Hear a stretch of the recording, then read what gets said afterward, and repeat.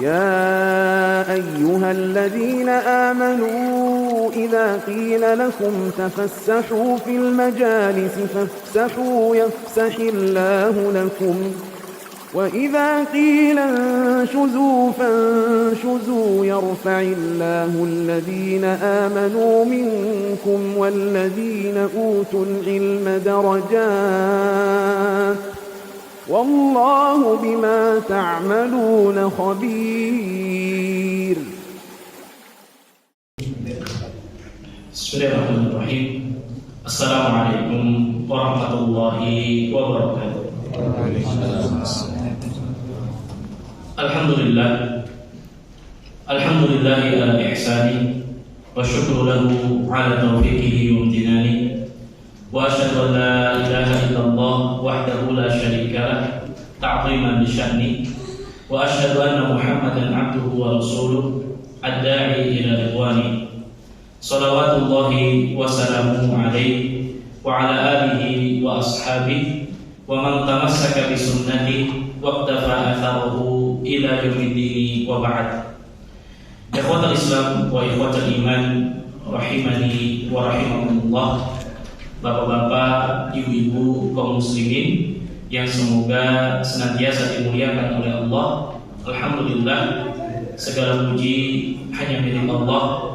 Kita memujinya dan kita mensyukuri segala nikmat yang Allah senantiasa karuniakan kepada kita, sehingga alhamdulillah pada malam hari ini kita masih diberikan kesehatan, keberkahan umur dan juga waktu luang untuk kita kembali melanjutkan kajian rutin kita di setiap Ahad malam Senin pekan keempat, membahas kitab Syarah Ad-Durus Al-Muhimmah Li'amati Al-Ummah, yaitu syarah pelajaran-pelajaran penting bagi segenap umat.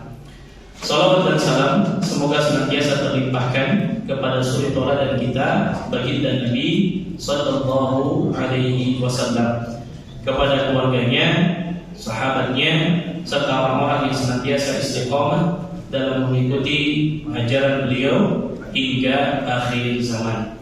Ikhwatul Islam wa ikhwatul iman, a'azzani Allah wa iyyakum. Bapak-bapak dan ibu-ibu kaum muslimin yang semoga dimuliakan oleh Allah. Kita lanjutkan kembali pembahasan kita masih pada pembahasan seputar rukun Islam dan juga syarat la ilaha illallah.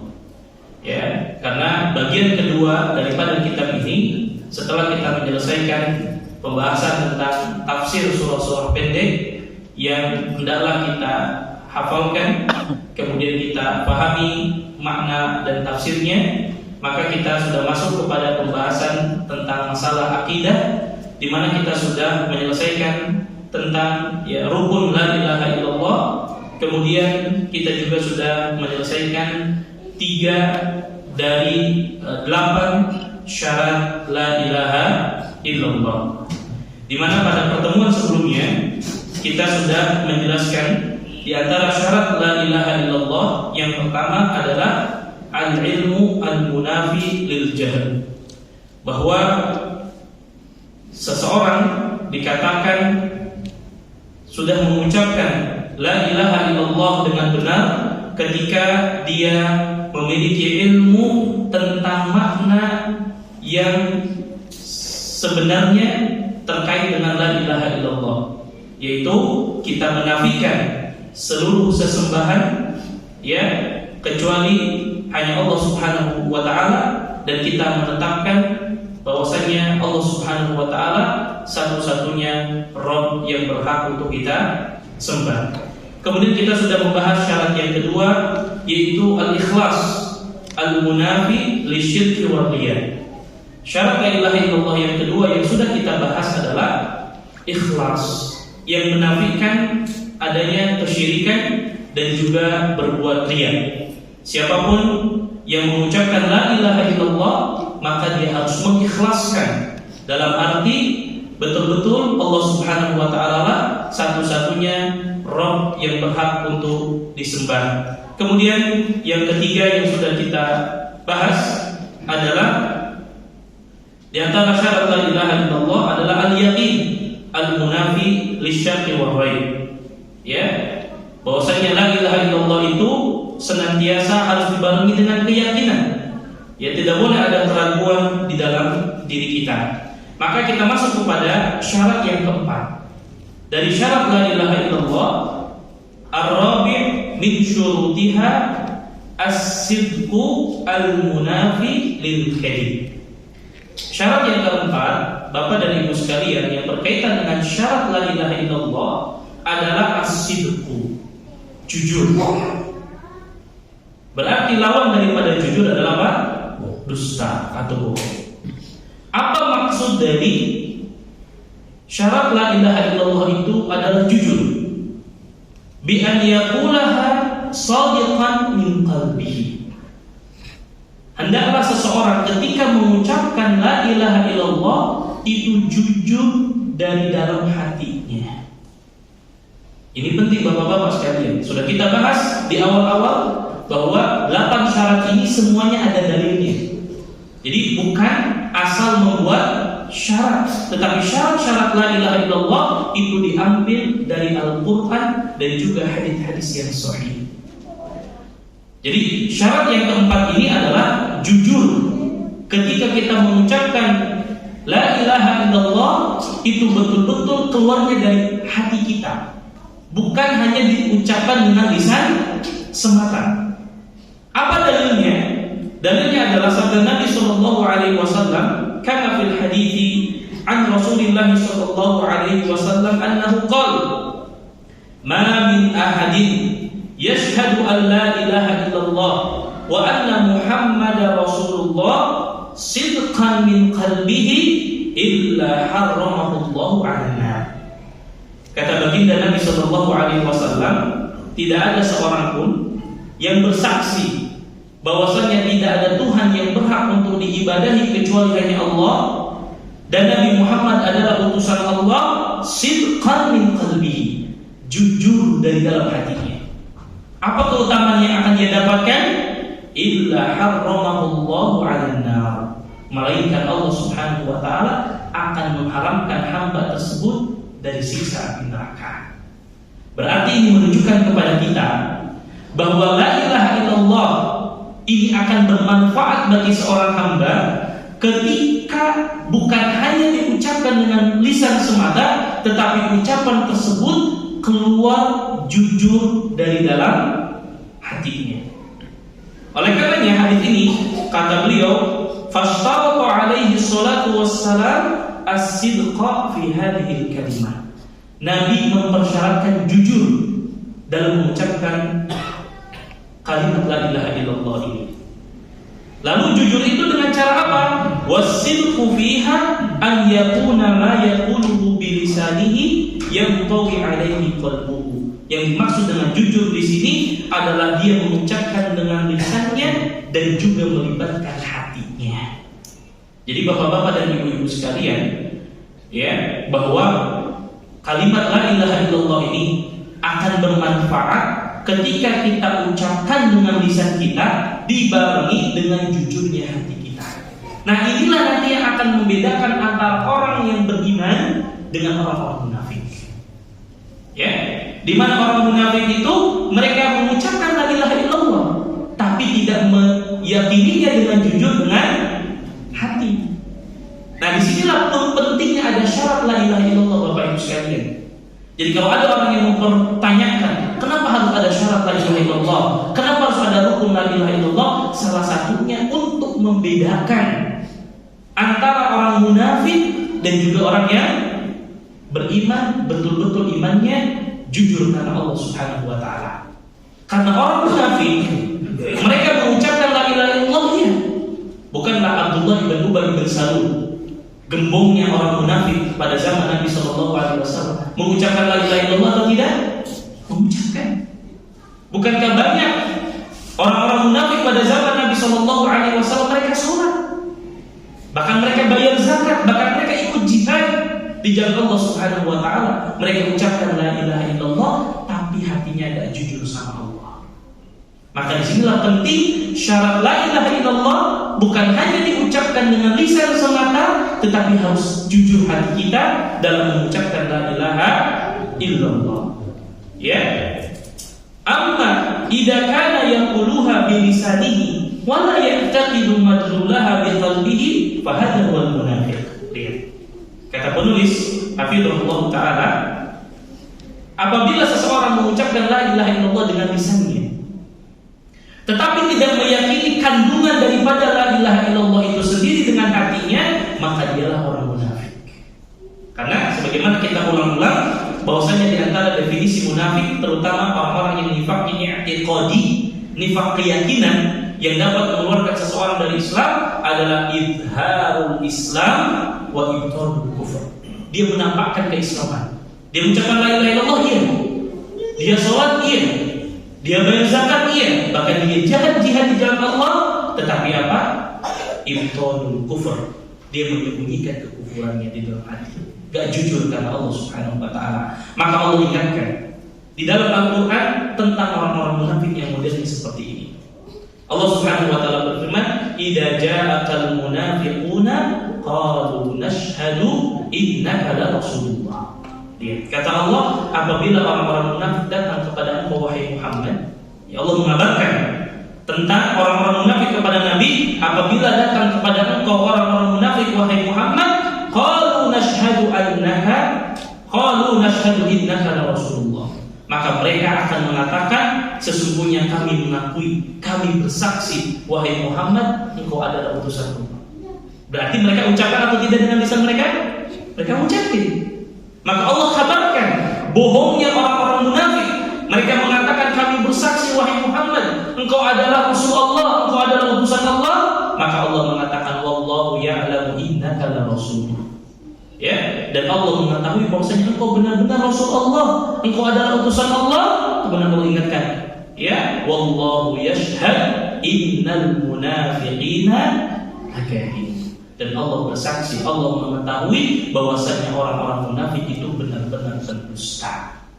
Jadi di antara fungsi daripada kita mengetahui syarat daripada la ilaha illallah itu adalah jujur, untuk membedakan mana orang yang beriman betul-betul imannya jujur karena Allah dan mana orang-orang munafik. Dan ini terjadi pada zaman Nabi Shallallahu Alaihi Wasallam. Mereka mengatakan ketika dekat Rasul, mereka bilang, Rasulullah, engkau adalah utusan Allah. Kami bersaksi, engkau adalah utusan Allah.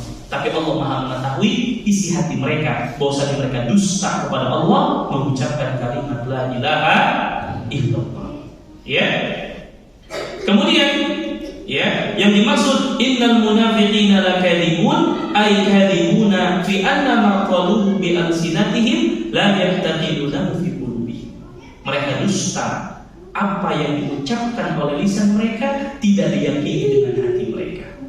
Maka di sini ma'asyiral muslimin menunjukkan pelajaran penting kepada kita. Kalau kita ingin bermanfaat kalimat la ilaha illallah yang kita ucapkan, bukan sekedar kita ucapkan dengan lisan, tapi harus jujur bahwasanya kita meyakini bahwasanya tidak ada Tuhan yang berhak untuk diibadahi kecuali Allah, dan itu harus jujur di dalam hati kita. Ya, faman yaquluha bilisanihi qawlan mujarradan wa qalbuhu la ya'taqidu ma dallat alayhi fa hadha kadhibun la tuqbal minhu hadhihi al-kalimah.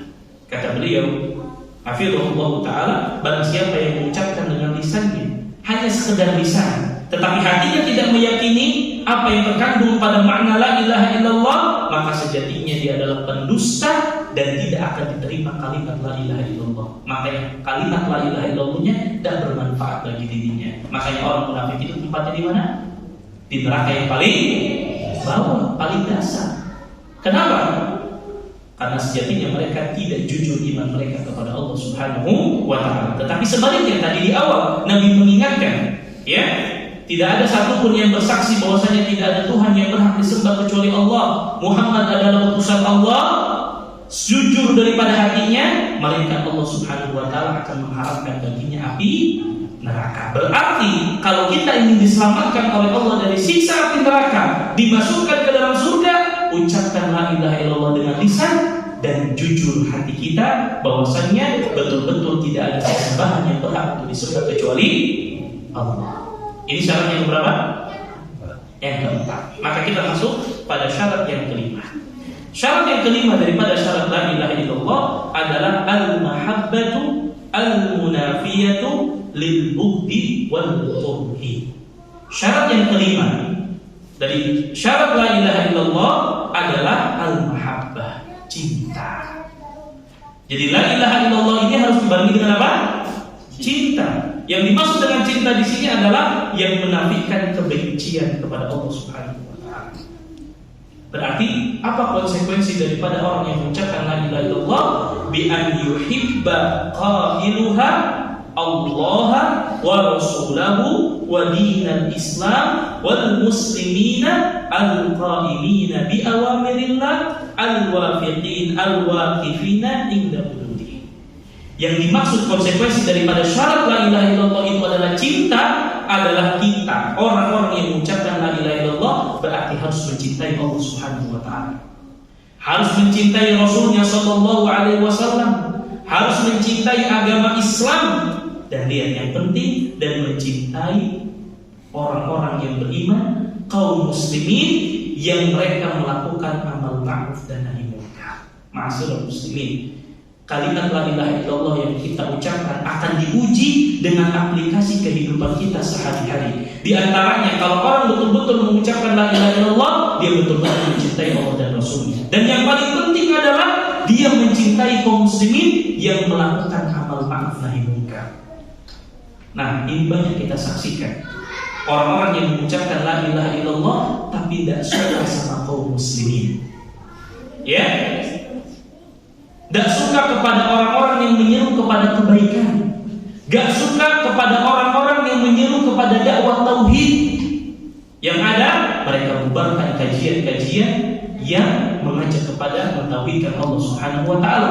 Padahal konsekuensi daripada la ilaha illallah syaratnya bukan hanya kita mencintai Allah dan Rasulnya, tapi kita juga mencintai kaum muslimin yang mengajak kepada kebaikan, yang melarang kepada kemungkaran.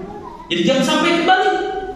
Justru kita lebih cinta kepada orang-orang yang tidak beriman kepada Allah, justru kita bermusuhan dengan kaum muslimin yang mengajak kepada kebaikan. Makanya dikatakan di sini, ya, bahwasanya konsekuensi daripada la ilaha illallah syaratnya adalah kita mencintai Allah, mencintai Rasulnya, mencintai agama Islam, dan mencintai kaum muslimin yang melakukan amal ma'ruf nahi munkar. Wa an yubghida man khalafa la ilaha illallah wa ada bima yunaqiduha min syirkin wa kufrin.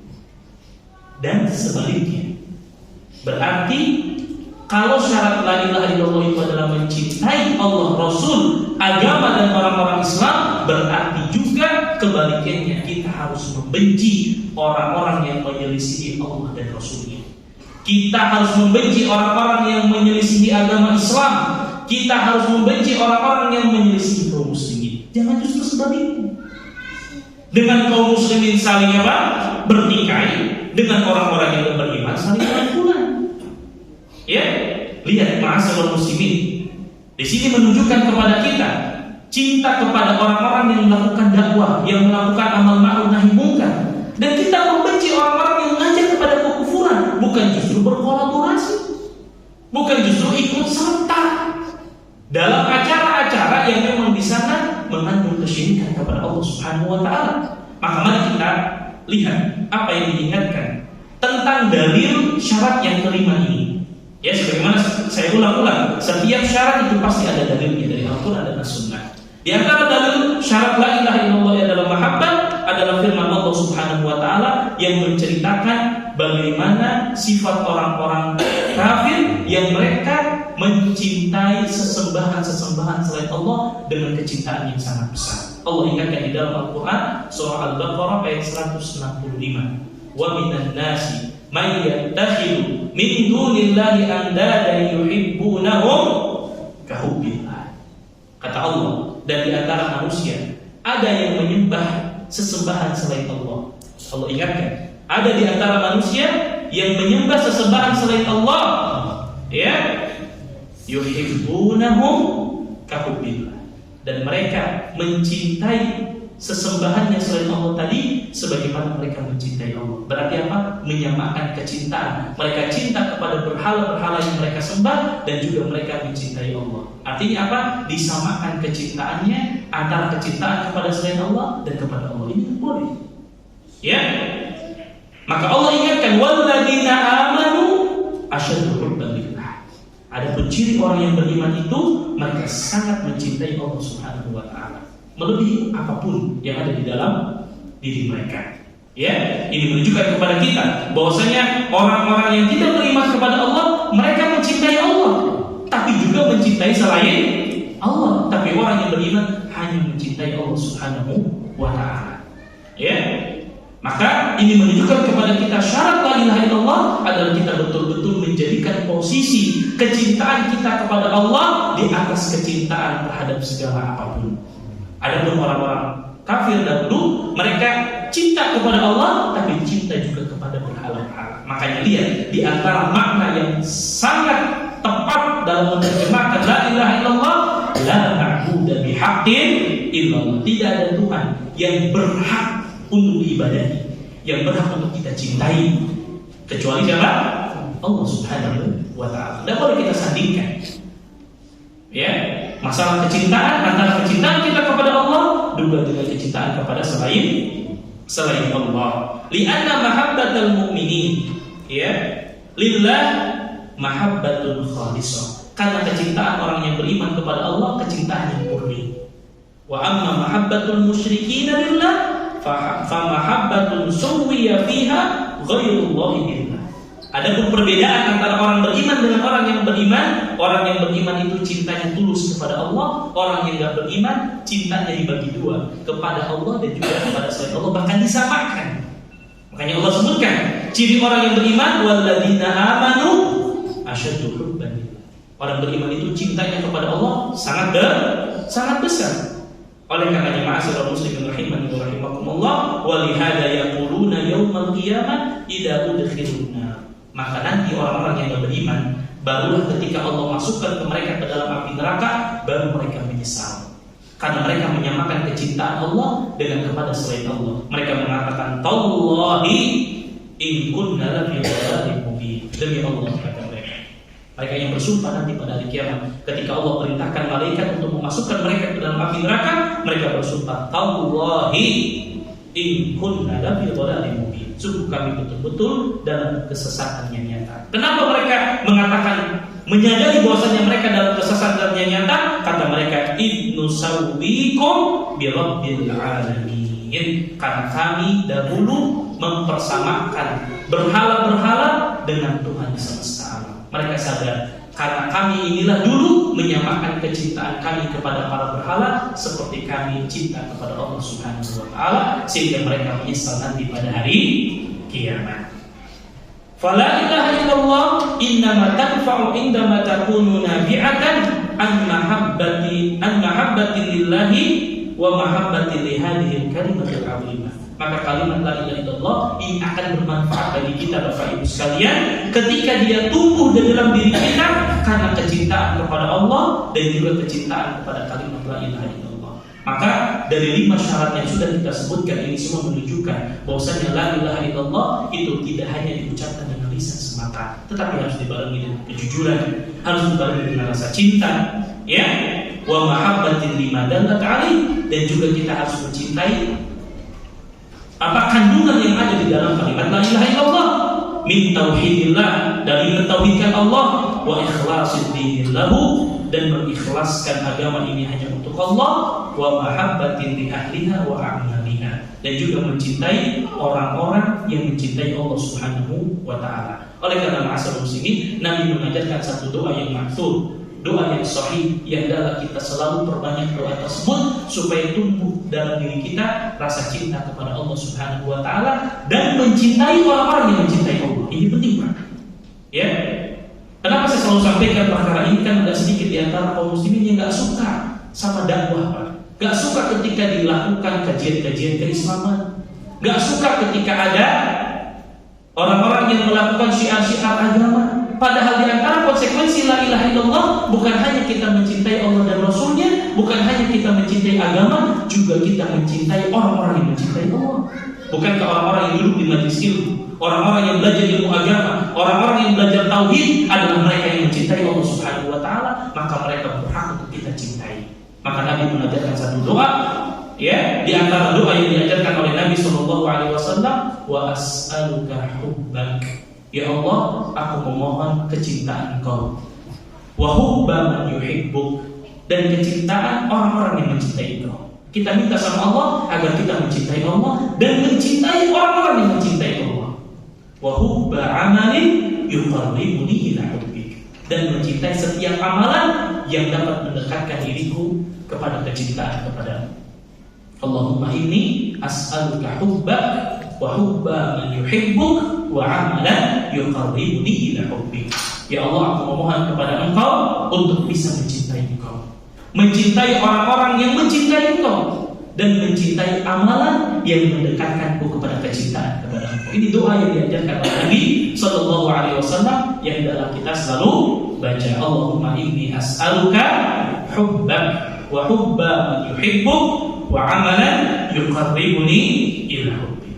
Kemudian ikhwatul Islam wa ikhwatul iman rahimani wa rahimakumullah, dalil yang lain yang menunjukkan kepada kita kalau kita sudah cinta sama Allah, ini asal, fondasi, asas, maka kita akan mendapatkan yang namanya manisnya iman. Maka Nabi SAW mengatakan dalam sebuah hadisnya yang sahih, salatun man kunna fihi wajada bihinna halawatal iman. Ada 3 perkara yang apabila 3 perkara tersebut ada pada diri seseorang, maka dia pasti akan mendapatkan yang namanya manisnya iman. Bapak-bapak sekalian, kalau kita sudah merasakan yang namanya manisnya iman, kita akan merasakan yang namanya nikmat ibadah. Kalau kita sudah merasakan yang namanya manisnya iman, kita akan merasakan nikmatnya kehidupan. Kalau kita sudah merasakan yang namanya manisnya iman, kita akan merasakan yang namanya ketenangan hidup. Apa 3 hal tersebut yang harus ada pada diri kita sehingga kita dapat merasakan manisnya iman? Maka asas yang pertama, kata Nabi SAW, man kana Allahu wa rasuluhu ahabba ilaihi mimma siwahuma.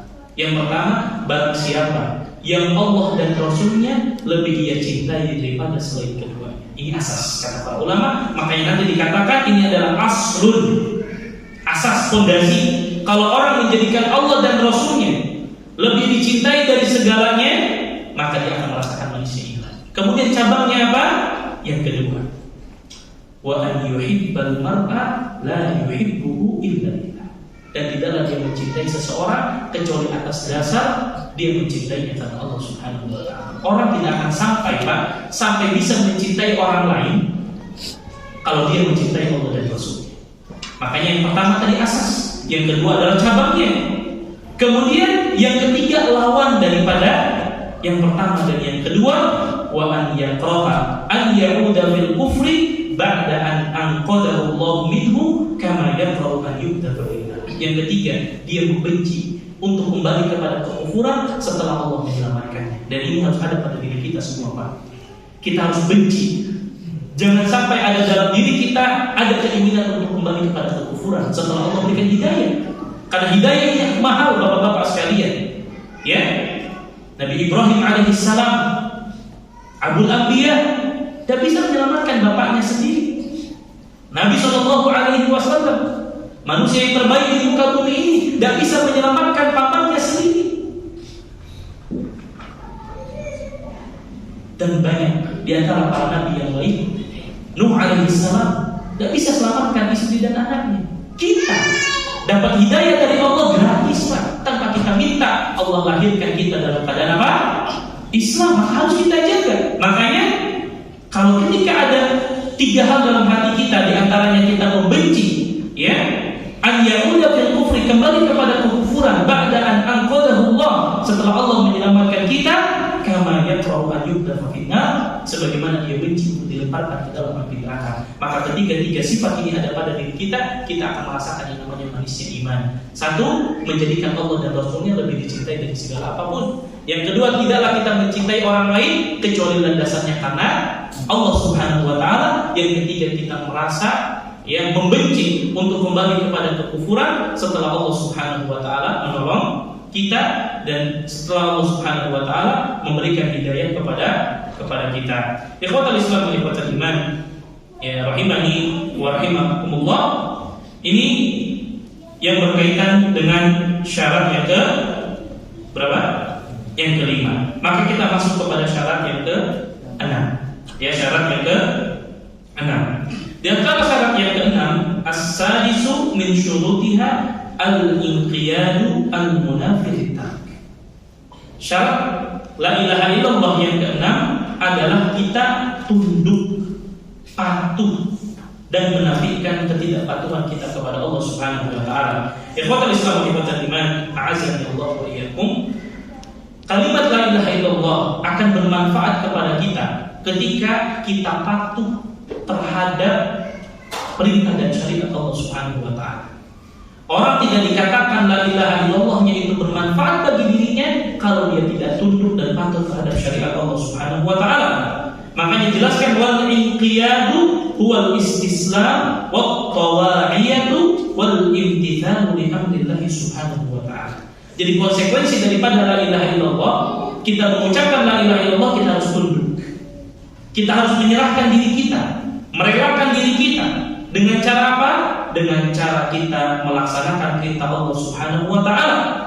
Karena makna daripada la ilaha illallah, ketika kita mengatakan tidak ada Tuhan yang berhak disembah kecuali hanya Allah, berarti kita menyerahkan diri kita kepada Allah Subhanahu wa taala. Dan yang terpenting adalah wal inqiyadahu li syar'ihi. Kita betul-betul tunduk dengan syariat Allah. Ini penting banget. Di mana banyak orang yang mengucapkan la ilaha illallah, tapi ketika dihadapkan dengan syariat Allah dan mau ikut, atau pilih-pilih apa? Syariat. Makanya Allah ingatkan apa kata Allah dalam Al-Quran, wa ma kana lil mu'minin wa la mu'minatin idza qadallahu wa rasuluhu amran an yakuna lahum khiyaratu min amrihim. Kata Allah, tak pantas ada orang yang mengaku dirinya seorang yang beriman dari kalangan laki-laki dan juga wanita. Apabila Allah sudah putuskan satu perkara, Allah sudah tetapkan satu syariat, kemudian dia akan pilih syariat. Ini sesuai dengan hawa nafsu saya. Ini kayaknya cocok dengan logika saya. Tidak cocok, tinggalkan. Ini kayaknya sesuai dengan pemikiran saya. Tidak sesuai dengan pemikiran saya, tinggalkan. Tidak bisa. Ketika Allah sudah tetapkan satu syariat di dalam Al-Quran ataupun di dalam hadis, maka tugas kita sami'na wa ata'na.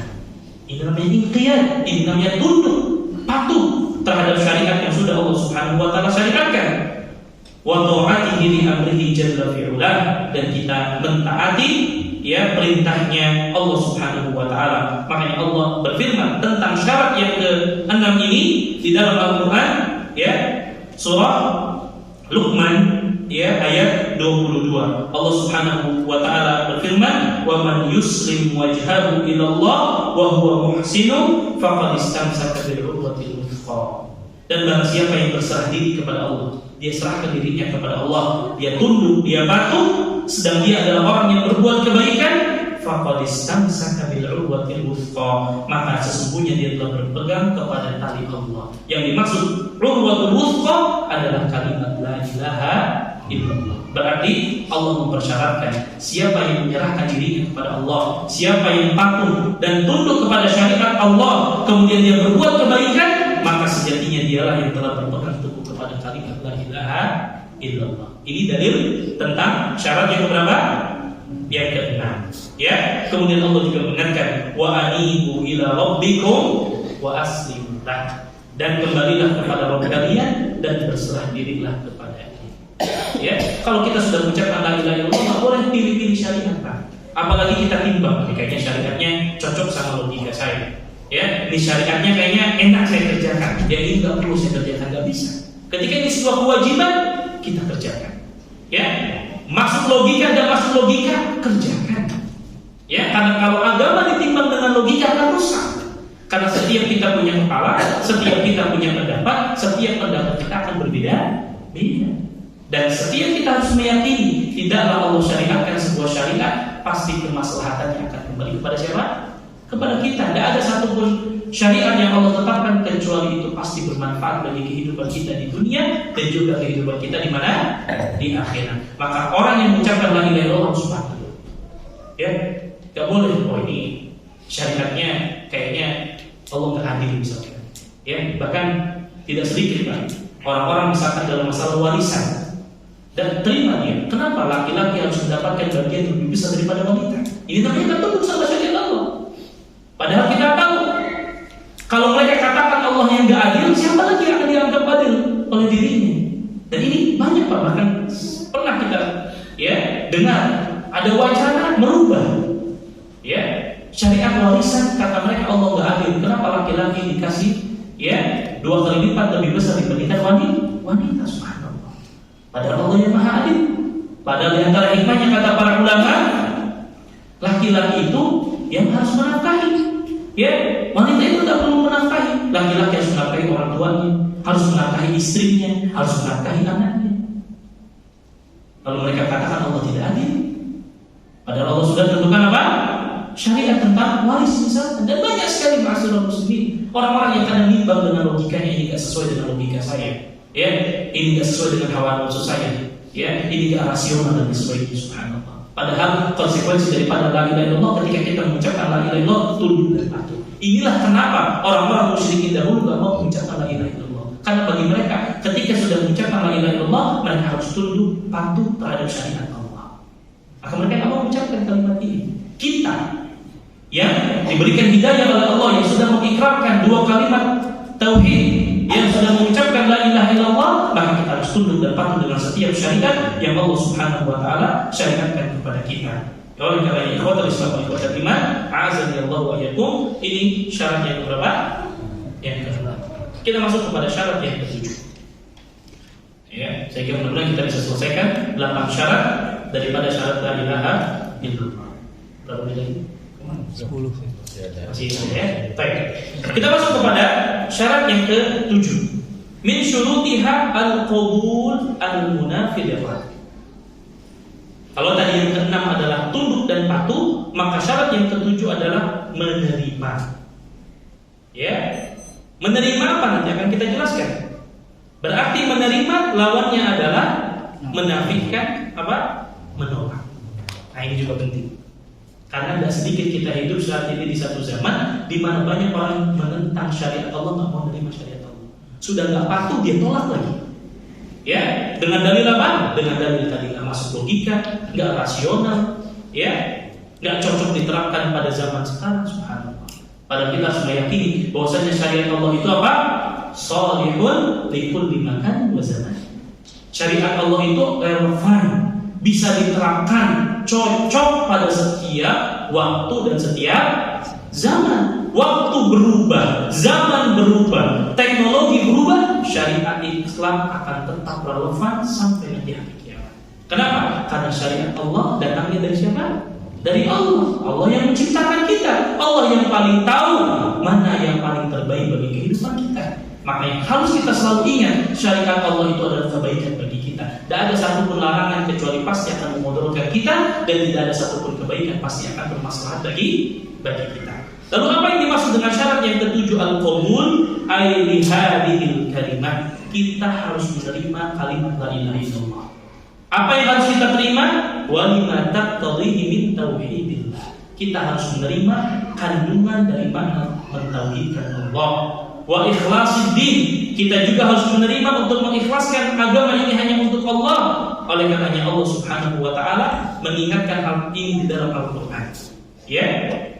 Allah Subhanahu wa taala mengingatkan bahwasanya orang-orang musyrikin enggan untuk mengucapkan kalimat la ilaha illallah karena mereka sombong, enggak mau menerima syariat Allah Subhanahu wa taala.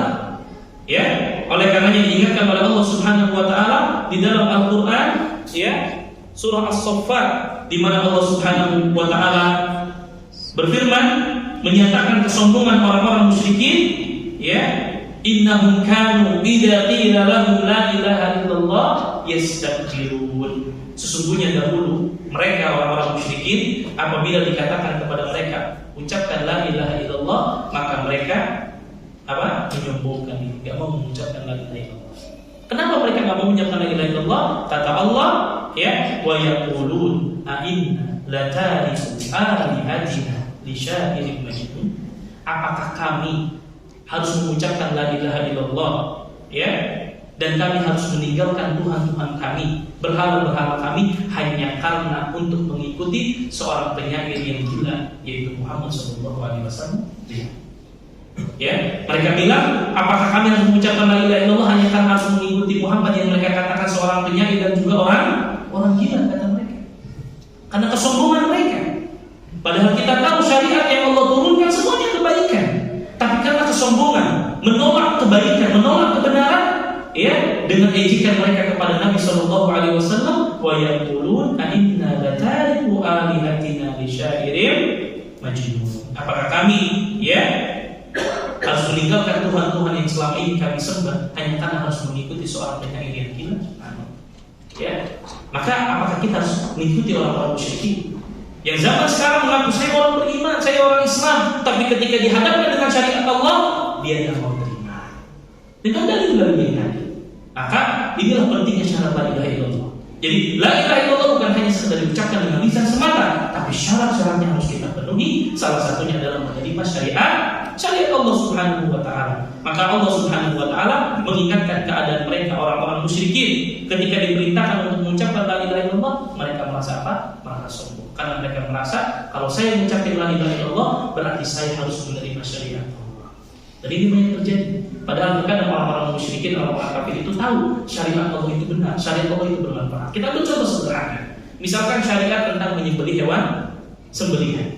Mereka tahu dengan disembelih itu syariat ini terbaik, meringankan rasa sakit binatang, kemudian juga daging yang dihasilkan lebih berkualitas. Tapi mereka apa? Merasa sombong, nggak mau menerima syariat Islam. Sehingga apa? Ketika mereka ingin, ya, menyembelih hewan, maka mereka nggak sembelih dengan cara syar'i, betul atau tidak? Pada mereka pukul dengan apa? Dengan kayu misalkan. Dan mereka nggak mau keluarkan darahnya karena mereka merasa apa? Ini syariat Islam. Malu kami kalau ikuti syariat Islam. Pada syariat Islam itu apa? Syariat yang terbaik. Nah, orang-orang yang seperti ini, ya, orang-orang yang tidak mau menerima syariat Allah, maka kalimat la ilaha illallah tidak akan bermanfaat. Kemudian yang terakhir, yang ke-8, di antara syarat la ilaha illallah adalah al-kufru bima yu'badu min dunillah.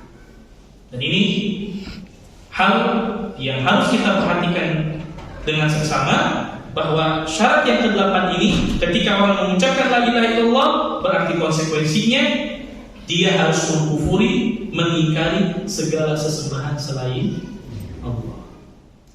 Nah, ini banyak terjadi pada zaman kita saat ini. Orang mengaku dirinya muslim, mengaku dirinya mengucapkan la ilaha illallah, dia menyembah Allah, juga dia menyembah kepada selain Allah. Dia datang ke tempat-tempat yang itu menjadi kekhususan hanya Allah yang bisa memberikan. Ketika satu tempat tidak turun hujan, mereka datang kepada seseorang minta agar hujan diturunkan. Ketika Allah Subhanahu wa taala menurunkan hujan, kemudian mereka datang kepada seseorang yang mereka harapkan hujan ini bisa berhenti. Padahal yang menurunkan dan yang menahan hujan siapa? Allah Subhanahu wa taala. Di sinilah pelajaran tauhid yang harus selalu kita tanamkan kepada diri kita dan keluarga kita. Terutama kita hidup di satu zaman juga tidak sedikit kemusyrikan, kekufuran yang sifatnya adalah kekufuran yang modern pada zaman sekarang.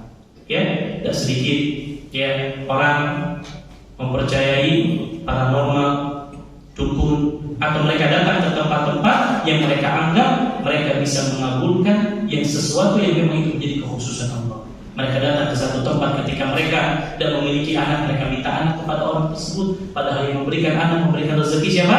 Allah Subhanahu wa taala. Maka syarat yang ke-8 adalah al-kufru bima yu'badu min dunillah. Kita mengingkari segala sesuatu yang disembah selain Allah Subhanahu wa taala. Apa dalilnya? Ya, dalil yang ke-8 ini Allah Subhanahu wa taala berfirman, "Faman yakfur bit-taghut." Siapa yang kufur terhadap sesembahan selain Allah, wa yu'min billah, kemudian dia hanya beriman kepada Allah, faqad istamsaka bil urwatil wuthqa, maka dia telah berpegang teguh dengan ya talinya Allah Subhanahu wa taala, yaitu kalimat tauhid. Ini menunjukkan kepada kita syarat yang ke-8 bahwa seorang dikatakan Mengucapkan la ilaha illallah dengan benar ketika dia mengkufuri segala sesembahan selain Allah Subhanahu wa taala. Lalu apa keutamaannya? Kata Nabi sallallahu alaihi wasallam, "Man qala la ilaha illallah wa kafara bima yu'badu min dunillah, harama maluhu wa damuhu." Siapa yang mengucapkan la ilaha illallah kemudian dia mengkufuri segala sesembahan selain Allah, maka Allah akan jaga harta dan darahnya. Ini menunjukkan kepada kita, siapapun yang mengucapkan la ilaha illallah, maka harus kita jaga darahnya. Tidak boleh kita tumpahkan, tidak boleh kita ambil hartanya walaupun hanya sedikit. Kenapa? Karena dengan mengucapkan la ilaha illallah terjaga harta dan juga darahnya. Tidak boleh kita tumpahkan walaupun hanya satu tetes. Sehingga selalu saya ingatkan pembahasan ini, bahwa seorang muslim harus menjaga muslim yang lain.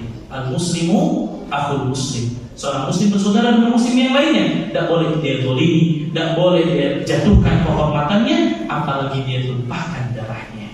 Ya, karena Nabi mengatakan, la zawal dunya ahwan 'indallah min qatli rajulin muslimin bi ghairi haq.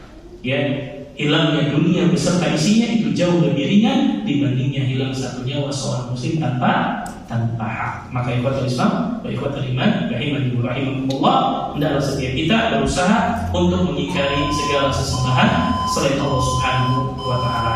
Wallahu ta'ala, insyaallah nanti kita akan sampaikan ya setelah adzan Isya beberapa dalil yang menguatkan tentang syarat yang ke-8 dan juga khulasah ataupun ringkasan ya kesimpulan dari 8 syarat yang dipersyaratkan dalam syarat la ilaha illallah. Wallahu ta'ala alam. Sallallahu ala nabiyyina Muhammad.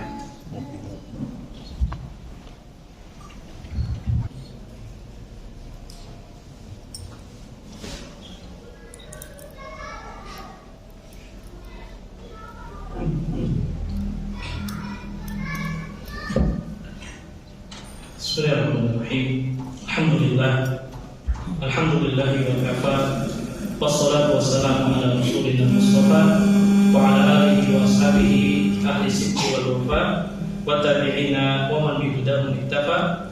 Asyhadu an la ilaha illallah wahdahu la syarika lah wa asyhadu anna Muhammadan 'abduhu wa rasuluh la nabiyya wa la rasula ba'dah. Ya ikhwatul Islam wa ikhwatul iman rahimani wa rahimakumullah. Kita lanjutkan kembali. Di antara syarat yang ke-6 dari syarat la ilaha illallah adalah hendaklah kita mengkufuri, mengingkari segala sesembahan selain Allah Subhanahu wa taala. Nah, termasuk dari mengingkari dan mengkufuri sesembahan selain Allah adalah al-wala wal bara. Kita loyalitas dan kita berlepas diri. Ini penting. Bahwa orang dikatakan dia mengingkari sesembahan selain Allah ketika dia loyalitas terhadap agama Allah dan berlepas diri kepada selain agama Allah. Oleh karenanya Allah Subhanahu wa taala menyebutkan di antara dalil akan syarat yang ke-8 ini adalah firman Allah Subhanahu wa taala, innani bara'un mimma ta'budun. Sesungguhnya aku ini berlepas diri terhadap apa yang kalian sembah. Lihat, ini namanya al-bara'. Kita berlepas diri. Ya, jangan justru bangga dengan orang-orang yang tak menyembah Allah Subhanahu wa taala, apalagi ikut perayaan-perayaan mereka. Atau justru kita apa? Ikut serta dalam ibadah mereka. Lihat bagaimana Allah katakan di dalam Al-Qur'an, innani bara'un mimma ta'budun. Sesungguhnya aku berlepas diri dari apa yang kalian sembah, illal ladzi fatarani, kecuali yang telah menciptakan. Bahkan Allah mengingatkan sikap yang sangat luar biasa yang dicontohkan oleh Nabi Ibrahim alaihissalam, di mana Nabi Ibrahim ketika melihat kaumnya, bahkan ayahnya sendiri beribadah kepada selain Allah, apakah Nabi Ibrahim ikut serta dalam ibadah yang dilakukan oleh bapaknya?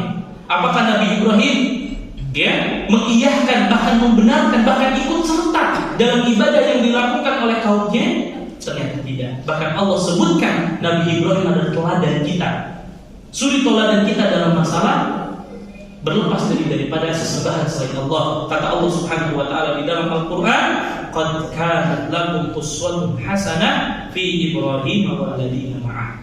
Sungguh telah ada suri teladan yang baik pada diri Nabi Ibrahim dan juga orang-orang yang bersamanya. Lihat, Allah katakan kita harus meneladani Nabi Ibrahim. Teladan dalam urusan apa? Nabi Ibrahim menjelaskan kepada kita iqalu liqaumihim. Allah mengingatkan ketika Nabi Ibrahim mengatakan kepada kaumnya, inna bura'a minkum, sesungguhnya aku berlepas diri kepada kalian, wa mimma ta'buduna min dunillah, dan kami berlepas diri dari apa yang kalian sembah selain Allah. Lihat, ini penting sekali untuk kita tanamkan. Jangan justru kita berkolaborasi dengan agama orang lain yang jelas-jelas mereka melakukan kekufuran kepada Allah Subhanahu wa taala, kemudian dengan bangganya kita mengatakan ini adalah toleransi. Padahal toleransi bukan berkolaborasi, tetapi toleransi adalah kita tidak mengganggu ibadah orang lain. Kita tidak mengganggu tempat ibadah orang lain, tetapi jangan menyatukan akidah kita dengan akidah mereka. Jangan kita ikut serta dalam ibadah mereka. Jangan kita ikut serta dalam perayaan mereka. Lihat bagaimana Allah yang menjelaskan di dalam Al-Quran agar kita mencontoh Nabi Ibrahim, di mana Nabi Ibrahim dengan tegas mengatakan iqalu liqaumihim inna bura'a minkum, sesungguhnya aku berlepas diri terhadap kalian, wa mimma ta'buduna min dunillah, dan aku berlepas diri dari apa yang kalian sembah selain Allah Subhanahu wa taala, kafarna bikum, kami mengkufuri apa yang kalian sembah. Wa bada bainana wa bainakumul adawah. Bahkan kata Nabi Ibrahim, mulai saat ini kita mulai permusuhan antara kami dengan kalian, dan kami memulai al-baghdha, kebencian kepada kalian, abada, selamanya, hatta tu'minu billahi wahda, sampai kalian betul-betul mengimani Allah satu-satunya. Ini satu-satu contoh yang sangat penting. Kalau urusan akidah tidak ada tawar menawar. Ya, ketika kita mengatakan seperti ini bukan berarti kita keras, bukan. Ini untuk menjaga akidah kita, untuk menjaga keselamatan kita, agar kita diselamatkan di akhirat kelak, agar kita dimasukkan ke dalam surga Allah Subhanahu wa taala. Ini penting masalah muslimin. Jadi syarat yang ke-8 kita mengkufuri sesembahan selain Allah, termasuk di dalamnya al-wala wal bara. Kita loyalitas kepada agama kita, dan kita berlepas diri dengan apa yang disembah oleh agama orang lain. Ya, ini pelajaran akidah yang sangat penting yang harus kita tanamkan di dalam diri kita masing-masing. Kemudian terakhir, maka penulis mengingatkan qala rahimahullah wa qad jumi'at hadhihi syurut fil baitaini atayaini. Beliau mengatakan bahwasanya syarat yang 8 tadi disebutkan dalam 2 baris bait, ilmun yaqinun wa ikhlasun wa sidquka ma' mahabbatin wa qiyadin wal qabul laha. Syarat la ilaha illallah ada jadi berapa? 8. Ilmun, yakin, berilmu terhadap la ilaha illallah, yakin terhadap la ilaha illallah, ikhlas terhadap la ilaha illallah, dan jujur dalam mengucapkan la ilaha illallah, dibarengi dengan rasa cinta dan juga apa?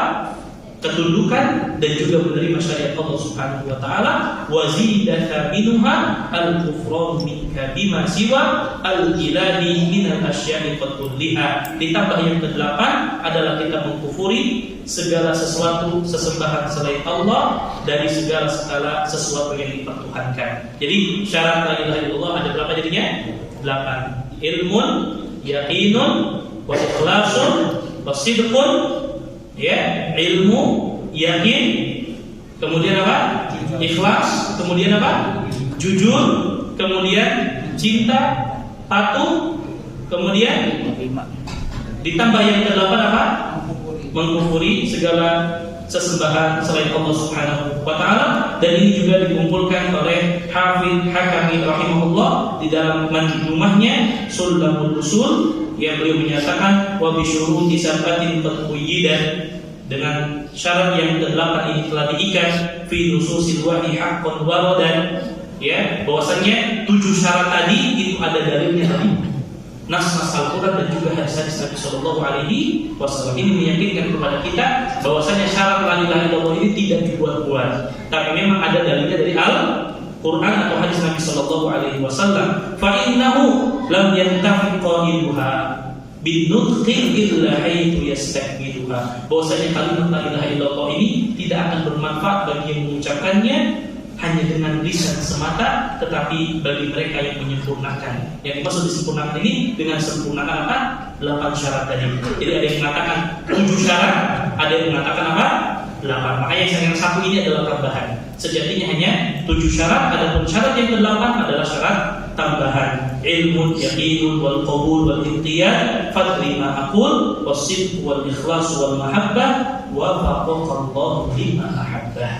Ini ya supaya memudahkan untuk dihafal terkait dengan 7 syarat la ilaha illallah. Maka syarat daripada bait ini juga dijelaskan di dalam kitab Ma'arijul Qabul Syarh Manzumah Sulam al-Usul, ya, dan kitab ini sudah diterjemahkan dan juga sudah diterbitkan dan sudah banyak dicetak, ya, sehingga buku ini kata penulis buku yang sangat bermanfaat, ya, fa innahu kitabun 'azimun jiddan fi babihi. Ya, siapa yang ingin memperdalam tentang syarat la ilaha illallah ini, maka kita membaca kitab Ma'arijul Qabul Syarh Manzumah Sulam al-Usul, ya. Bahkan penulisnya sudah menjelaskan dengan penjelasan yang sangat gamblang, penjelasan yang sangat lebar terkait dengan syarat la ilaha illallah. Maka ikhwatul Islam, ikhwatul iman, rahimani wa rahimakumullah, mudah-mudahan dengan kita mengetahui 8 syarat terkait la ilaha illallah,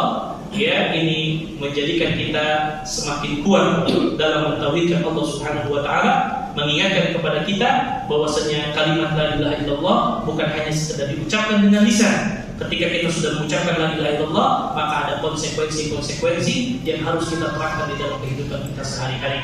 Karena la ilaha illallah ini tidak akan bermanfaat bagi kita kalau tidak dibarengi dengan ilmu, tidak dibarengi dengan keyakinan, tidak dibarengi dengan keikhlasan, tidak dibarengi dengan kejujuran, tidak dibarengi dengan rasa cinta, tidak dibarengi dengan kepatuhan dan ketundukan dengan syariat Allah, ya, tidak dibarengi dengan menerima syariat Allah, dan juga tidak dibarengi dengan mengkufuri seluruh peribadatan kepada selain Allah. Maka ini menguatkan kita kembali bahwasanya konsekuensi dari mengucapkan la ilaha illallah ini berat.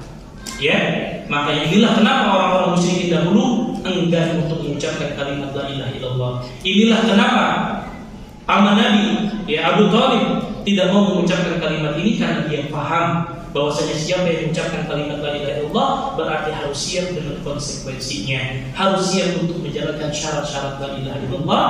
Namun siapapun yang diberikan kemudahan oleh Allah untuk bisa menerapkan syarat la ilaha illallah, mengaplikasikannya di dalam kehidupan sehari-hari, maka insyaallah taala Allah Subhanahu wa taala akan menyelamatkan kita dari siksa api neraka dan memasukkan kita semua insyaallah taala ke dalam surga Allah Subhanahu wa taala. Dan ini hakikat daripada kebahagiaan yang hakiki. Kebahagiaan yang sejati adalah ketika kita dijauhkan dari siksa api neraka dan dimasukkan ke dalam surga. Kesuksesan yang kita dapatkan saat ini di dunia tidak bisa menentukan kesuksesan kita di akhirat. Tetapi sejatinya orang yang paling sukses, orang yang paling bahagia di akhirat kelak adalah yang Allah katakan, "Faman zuhziha 'anil nar wa udkhilal jannata faqad faz." Siapa yang dijauhkan dari siksa api neraka, dimasukkan ke dalam surga, maka dialah orang yang sukses, dialah orang yang beruntung. Maka kita berharap dan memohon kepada Allah, mudah-mudahan kita dikategorikan orang-orang yang sukses hidupnya di dunia, dan yang paling penting kesuksesan kita di akhirat kelak dengan kita betul-betul memahami, mengamalkan syarat la ilaha illallah. Maka insyaallah taala pada pertemuan yang akan datang baru kita masuk kepada pembahasan tentang Muhammad Rasulullah. Jadi kita sudah selesai la ilaha illallah, sudah kita jelaskan rukunnya, sudah kita jelaskan syaratnya, maka konsekuensi daripada mengucapkan Muhammad Rasulullah ini pun ada konsekuensi yang harus kita aplikasikan, kita terapkan di dalam kehidupan kita sehari-hari insyaallah taala. Mudah-mudahan apa yang saya sampaikan ini bermanfaat bagi saya yang menyampaikan dan juga jamaah sekalian, ya. Apa yang baik, apa yang benar maka datangnya dari Allah Subhanahu wa taala, dan apabila ada kesalahan, keburukan, salah penyampaian, maka itu datangnya dari kesalahan dan keburukan yang ada pada diri saya, dan saya mohon ampun kepada Allah Subhanahu wa taala. Kita tutup kajian kita pada malam hari ini. Nah, coba silakan. Jangan. Pertama yang saya tanya itu, apakah kaum munafikin ini seperti kena sirik gitu ya, apakah bisa masuk surga? Nah, masya Allah. Pertanyaannya sangat bagus. Keduanya yang saya tanyakan, ayat atau dalil yang As-Saffat itu ayat berapa di poin 7 dan di poin 8 yang Baik. terima kasih. Baik. Barakallahu fiik. Nah, ini pertanyaan yang sangat baik. Yang pertama terkait dengan apakah orang-orang munafik ini bisa masuk surga atau mereka bisa kembali menjadi orang yang beriman. Yang pertama, ma'asyiral muslimin rahimani wa rahimakumullah, yang kita harus pahami terlebih dahulu, munafik itu, nifak itu ada dua. Ya, ada namanya nifak i'tiqadi, ada namanya nifak amal. Saya ulang, nifak itu ada berapa? Dua. Ada namanya nifak i'tiqadi, ada yang namanya nifak amal. Nifak i'tiqadi ini adalah kemunafikan dibarengi dengan keyakinan. Yang tadi yang kita sebutkan, bahwasanya nifak i'tiqadi ini dapat mengeluarkan seseorang dari Islam ketika dia menampakkan keislaman tapi menyembunyikan kekufuran. Dia sholat, dia puasa, tapi dia tidak meyakini adanya Allah. Dia tidak beriman dengan Allah Subhanahu wa taala. Dia tidak beriman dengan Rasul sallallahu alaihi wasallam. Ini terjadi seperti siapa? Abdullah bin Ubay bin Salul dan juga para pengikutnya pada zaman Nabi sallallahu alaihi wasallam. Apakah orang seperti ini bisa masuk Islam, bisa beriman, bisa dimasukkan ke dalam surga? Bisa dengan syarat tadi. Ya, dia hilangkan kekufurannya, dia bertobat kepada Allah, kemudian dia membenarkan dengan hatinya, diucapkan dengan lisannya, dia kembali bersyahadat, kemudian dia meyakini ya bahwasanya Allah satu-satunya yang berhak untuk disembah. Namun ketika dia tetap dengan keyakinannya, saya tetap tidak beriman sama Allah, tapi saya pura-pura menampakkan Islam, maka inilah yang mengeluarkan dia dari Islam. Tetapi ada kemunafikan yang tidak sampai mengeluarkan seorang dari Islam. Ya, itu namanya nifak amali. Yang nifak amali inilah yang kata Nabi, man idza haddatsa kadzaba wa idza wa'ada akhlafa wa idza tumina khana. Kemunafikan ini tidak mengeluarkan seorang dari Islam, tetapi ini ada tanda-tanda kemunafikan di dalam dirinya. Yang apabila dia berkata dia berdusta, apabila dia berjanji dia mengingkari, ya, apabila diberikan amanah dia tidak amanah. Ini tidak mengeluarkan seorang dari Islam. Ya, dia bisa masuk surga bisa karena punya aslul iman, karena dia punya apa? Tauhid. Dia beriman sama Allah, cuman punya sifat kemunafikan. Bisa dipahami, Pak? Jadi yang mengeluarkan seseorang dari Islam adalah nifak i'tiqadi. Adapun terkait dengan apa? Nifak amali, maka ini tidak mengeluarkan seseorang dari Islam dan dia bisa masuk ke dalam surga. Ya, nifak i'tiqadi kalau dia sebelum meninggal dia bertobat kepada Allah, kemudian dia beriman kepada Allah, dia ucapkan dengan lisan, dia yakini dengan hatinya, dia jalankan dengan sebenar-benarnya, maka ini pun akan tergolongkan dengan ahlu tauhid, bisa masuk surga. Adapun tadi dalil poin berapa, Pak? Poin 7 sama 8. Poin ke-7 dan poin ke-8 ya. Adapun terkait dengan poin yang ke-7 ya, itu disebutkan dalam surah As-Saffat. Memang di kitab ini, di kitab aslinya tidak disebutkan ayatnya sebentar. Yang innahum kanu ya, innahum kanu. Nah, ini disebutkan dalam surah As-Saffat ayat 35-36. 35-36. Kemudian yang berapa tadi? Satu lagi ke-7, Pak ya? Berapa? Ke-8. Ke-8 yang famayyak bil tagut. Itu disebutkan dalam surah Al-Baqarah ayat 256. Ya. Kemudian juga disebutkan ya tentang qad kana lakum uswatun hasanah, itu di dalam surah Al-Mumtahanah ayat 4. Ya, surah Al-Mumtahanah ayat 4. Nanti mungkin setelah sholat kalau Bapak ingin lebih jelas nanti saya tunjukkan ayatnya ya. Nah, barakallahu fikum. Cukup Bapak-bapak Ibu? Cukup ya, saya kira cukup. Mudah-mudahan bermanfaat. Wallahu taala alam. Sallallahu ala nabiyina Muhammad. Kita tutup dengan doa kafaratul majlis. Subhanakallahumma wa bihamdika asyhadu an la ilaha illa anta astaghfiruka wa atubu ilaik. Wassalamu alaikum warahmatullahi wabarakatuh.